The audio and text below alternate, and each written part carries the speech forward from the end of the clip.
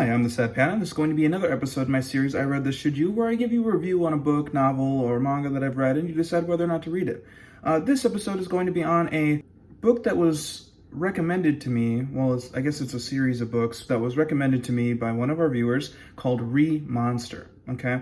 So Re-Monster is a story about, this is another one of those reincarnation novels, of a person that, after being murdered by a stalker that he didn't think could murder him, that he saw as like a little sister, he dies, obviously. He gets murdered, he dies, and he wakes up as a goblin. Now, I've read another story that's kind of like this, where he wakes up as like a creature of some sort.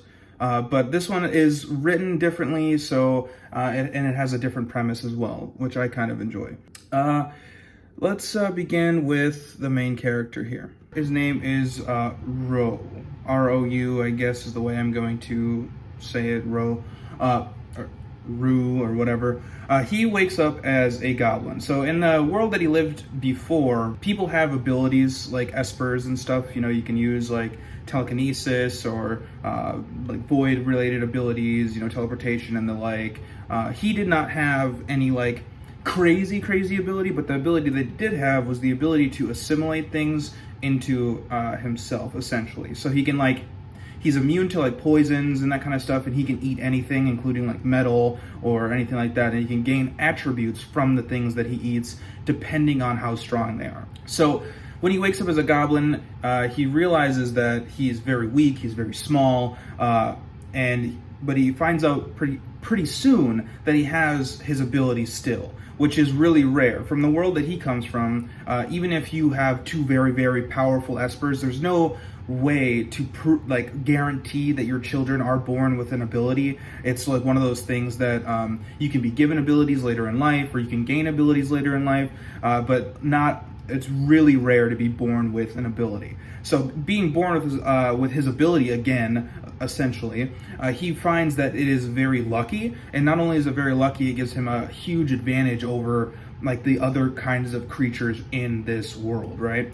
One of the things that kind of put me off of this story, like I was reading it and I've read it up to day 100, so people who know about this, that every day is cataloged from like his life, and I only read it to day 100, but that's pretty much all I need to review the story.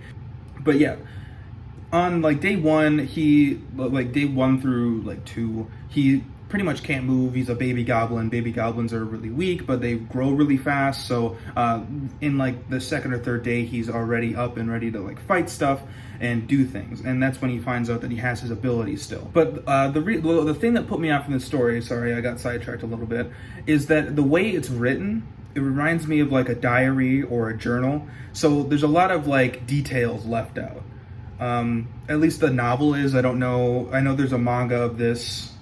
From what I've seen on the wiki, but it's just kind of like to get introduced to a brand new world, especially since we don't really know how his world worked all too much. It's a lot of like short, like succinct things that we wouldn't know unless we like read the whole thing, or we are born in this world or whatever. Because like they talk about like the different creatures and things, and they all have like temporary names, and at least the translation I read, a lot of the characters like get renamed over and over again, so it's hard to keep track of who is who, especially in novel form. I assume it would be a lot easier if you read the manga of this, but I read not the manga, I read the novel. So I read some of the novels, I guess would be, but anyways, it's just hard to follow a lot of the times what's happening, which is not the worst thing in the world, I guess, but it's just a little more difficult to follow and like keep track of who is who and stuff like that. I mean, most of the characters are the same, but there's a lot of characters. It's introduced a lot of characters, but that's like pretty much my only gripe with the story. That and some of the slang I don't understand, but that's just because it's cultural differences with how like the author and me being an American. I don't understand some of the cultural references and stuff, but that's just understandable. The main character is very smart in the beginning. Obviously, he's still really smart in the story now, but I'm just saying, like, in the beginning, it's shown very well that he's smart because he's in a group of goblins, and goblins are generally known to be very weak, not very smart. They kind of just rush into things, and since they're so weak, they usually just die. What he does is when he goes out to hunt and he realizes that it's going to be very hard to do it by himself, he finds the most capable, maybe not mentally capable, but physically capable goblin to hunt with him. And it brings this dynamic where he has like a couple people that have been with him as like a team since the very beginning, and like they have this bond. What his name is, something Gob Koji or something like that, or Gob Kuji.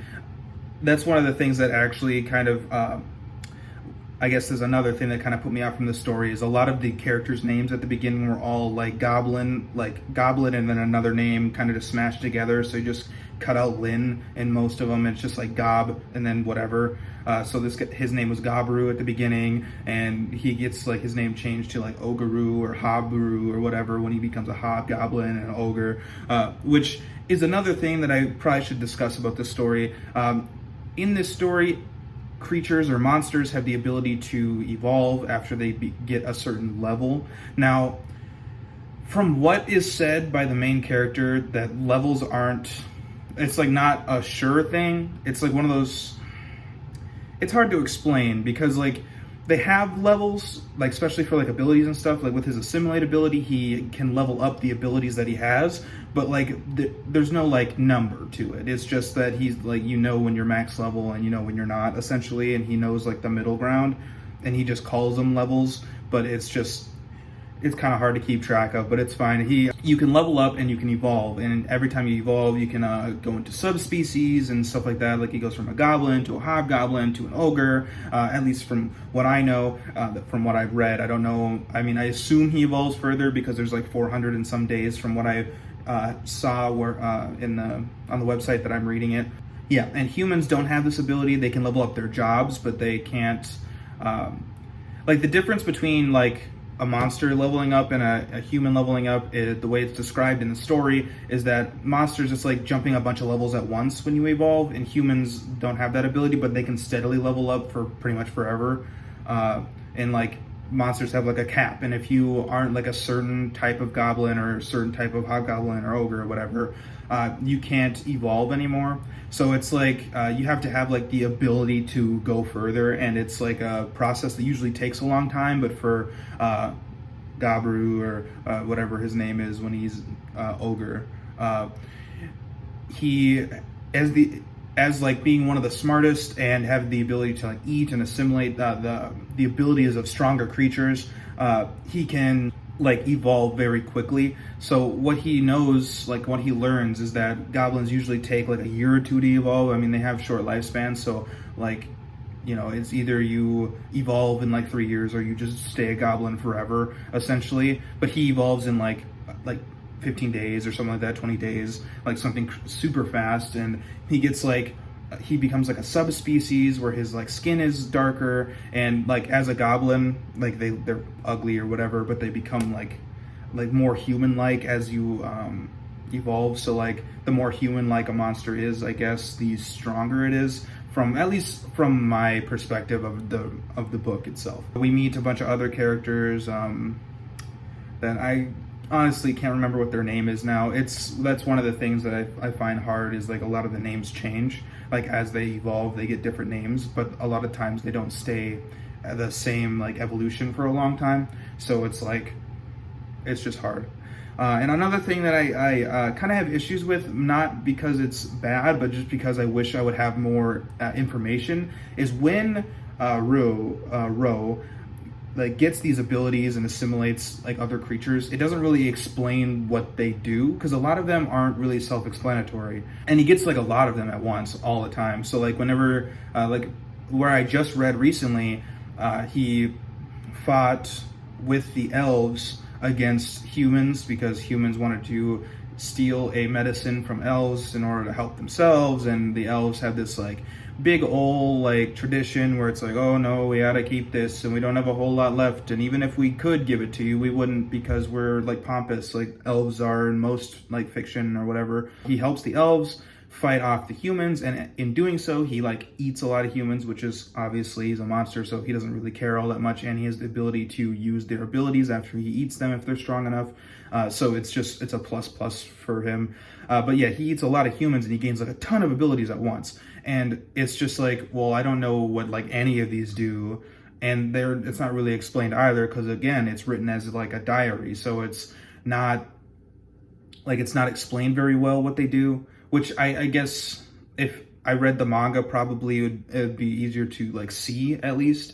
But like I usually read like novels instead of manga. I mean, I read manga a lot, but it's just I usually read only a couple manga at a time, so I couldn't like jump into this. The some of the side characters. One of the things that happens in this story is, as they're monsters, they obviously take like slaves, and the way goblins breed is they take like female slaves, and they, I'm not gonna tell you exactly what happens, you can understand probably. And like a goblin breeding with a goblin, it's usually takes like 2 to 3 times as long to like have a child, versus like a goblin breeding with a human, which takes like a third of the time. So that's why it like either goblins will steal a lot of women and then breed with them, or they like just won't breed at all essentially. And there's this huge feud when he's still like a goblin, like slash hobgoblin ogre, where he gets to do a fight with other goblins about like the fact that like the experience is different. That's just what I'm gonna say. The experience is different between humans and goblins, so after you experience the human, you can't really go back. I'm not gonna talk more on this subject, but that's something that happens. But some of these side characters, right? Ro, as he was once human, doesn't like the idea of like forcing, relations. So he like steps in, he becomes like the leader of the goblins, and is like, no, you can't do this anymore, that kind of stuff. And like they take slaves later on, like male slaves, female slaves and stuff, but it's they only like breed at their own free will, which is technically not true, because he drugs them with like an aphrodisiac to make them want, like, it's just this whole thing. But that's one of the things. But some of these characters were once slaves, but after he saved them are no longer slaves, but they still work with the goblins, and I don't understand why that happened. I mean, because this is before Ro got the like slaver ability, which he does get from eating like people that were slavers. So it's like they just help him, I guess. Like, I mean, now now it doesn't matter, because like they've been together for so long that it would be weird if they just were like, oh well, we're gonna go back to hang out with humans now. Like a lot of them have like jobs that have transformed and evolved because they were with monsters doing monster things. Like one of the characters that just goes by Redhead, at least from what I have read, she has the ability of a warrior, but she's like a Nor warrior now, which if she eats monster like parts or human parts or whatever, she can gain more power essentially, which is kind of the thing that he has, except for she doesn't get abilities, she just gets stronger. Like essentially she can level up faster if she eats monsters, which is, that kind of thing. But like a lot of the characters, like a lot of the side characters, they just stay with Ro for like pretty much no reason essentially. I mean, before he has the like the slave collars and that kind of stuff, which he does get later on, but it's this whole thing. Anyways, that kind of wraps up my review of the story. I mean, it's hard to tell you what happens, because that would just be like telling you what happens day to day. And like, sure, I mean, you can read it and you'll see like the goblin, he'll evolve and he'll become a hobgoblin and become an ogre. And then he'll go out and he has a bunch of abilities. He can create skeletons, he can create the undead, which is pretty cool. He, as a protagonist, I guess he's pretty proactive, right? I mean, he has to be. It's written as a diary, so he's like the hero of his own story. But I think the way it's written kind of like throws me off. I mean, like, because I'm so used to reading like structural novels where it's like a third person perspective. Like you can kind of see, you can hear what the main character's thinking, and you can like see like their interactions with other people, and you can hear what they're thinking. But it's not like that at all, where you just get the first person perspective from Rome, which I think is it's a neat way to write a story, and I'm probably going to continue to read this. But I wanted to get this review out because I told that my commenter that I would get it out as soon as possible, which I hit that 100-day mark. I'm going to say day instead of chapters because it's not 100 chapters. It's only a few chapters, but the chapters are pretty long. But yeah, so I reached the 100-day mark, and honestly, I'm probably still going to continue to read it. I might look for the manga somewhere and read that instead, and just catch up for the visuals of it. I've just been reading the novel, and I've kind of like lost track of who's who, and I mean, I guess it's partly my fault, but I think it's also the fault of the author. It's hard to remember all the names, especially when they change as often as they do. But other than that, I think the story is pretty good.